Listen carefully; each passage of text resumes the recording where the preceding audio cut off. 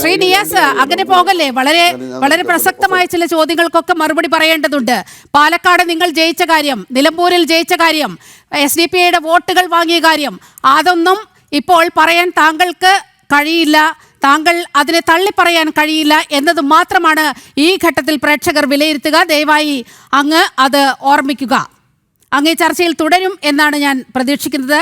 Advocate Shri Padmanabhan, അപ്പോൾ നമുക്കറിയാം ഈ പ്രശ്നങ്ങൾ ഉയർന്നു വരുമ്പോൾ മണിപ്പൂർ ചർച്ചയാകുന്നു, UPയിൽ ഇല്ലാത്ത ആൾക്കൂട്ട ആക്രമണങ്ങൾ ചർച്ചയാകുന്നു, അഖ്ലാഖിന്റെ പേരിൽ നടന്നതൊക്കെ നമ്മളിവിടെ കണ്ടതാണ്.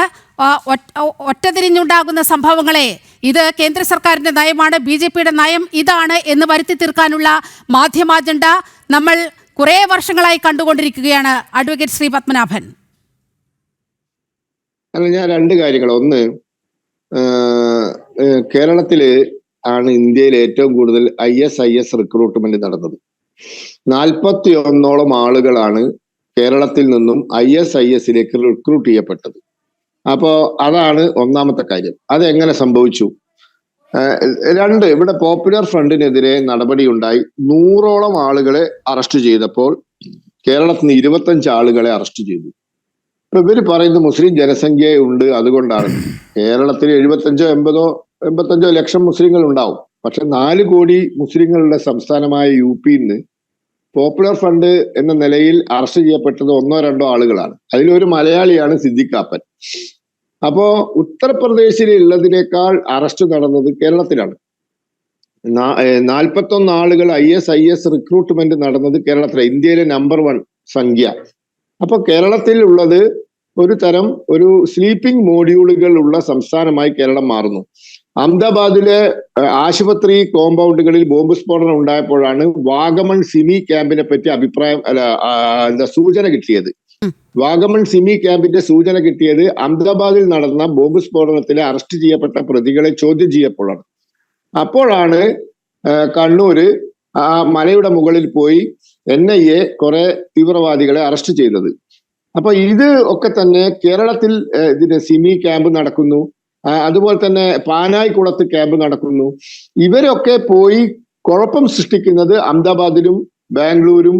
തടിയന്തവിടെ നസീർ ബോംബ് സ്ഫോടനം നടത്തിയത് ബാംഗ്ലൂരിലാണ്. അപ്പൊ ഇവര് പുറമെ പോയി പ്രശ്നങ്ങൾ ഉണ്ടാക്കുന്നു. കാശ്മീരിൽ പാക് അതിർത്തി കടന്ന് തീവ്രവാദ പരിശീലനം നേടി തിരിച്ചു വരുമ്പോഴാണ് ഫയാസും കൂട്ടരും ഇന്ത്യൻ പട്ടാളത്തിലെ വെടിയേറ്റ് മരിക്കുന്നത്. അപ്പോ ഇവിടെ സ്ലീപ്പിംഗ് സെല്ലുകൾ ഉണ്ടായിരുന്നു. അതാണ് അമിത്ഷാ ഉദ്ദേശിച്ചത്. ആ സ്ലീപ്പിംഗ് സെല്ലുകളെ അടിച്ചമർത്താൻ ഇവരൊന്നും ചെയ്തില്ല, BJP സർക്കാരാണ് ചെയ്തത് എന്ന്. ഇനി ഇപ്പോ തീവ്രവാദി ആക്രമണത്തെ പറ്റി പറഞ്ഞു. ബോംബെയിലെ സബർബൻ ട്രെയിനുകളിൽ ബോംബ് പൊട്ടി 200 ആൾ മരിച്ചു UPA സർക്കാർ ഭരിക്കുമ്പോൾ. പിന്നെ ബോംബെയിൽ അജ്മൽ കസബും കൂട്ടരും തീവ്രവാദി ആക്രമണം നടത്തി 200ഓളം ആൾക്കാരെ കൊന്നു, 167 മറ്റോ. അതിൽ ഒരാൾ അറസ്റ്റിലായി, അജ്മൽ കസബ് എന്ന പാകിസ്ഥാനി അറസ്റ്റിലായി. എന്നിട്ടും കേന്ദ്ര സർക്കാർ എന്തു ചെയ്തു? ഇവിടെ കേന്ദ്രം ഭരിക്കാൻ തുടങ്ങിയപ്പോൾ ആദ്യം ഉറിയിൽ അക്രമം ഉണ്ടായി. അപ്പൊ സർജിക്കൽ സ്ട്രൈക്ക് നടന്നു. അതിന് ഇവർ തെളിവ് ചോദിച്ചു. അതിനുശേഷം പുൽവാമയിൽ അക്രമം ഉണ്ടായി. അപ്പോൾ ബാലാകോട്ടിൽ നമ്മൾ വ്യോമാക്രമണം നടത്തി. അതിനും ഇവർ തെളിവ് ചോദിച്ചു.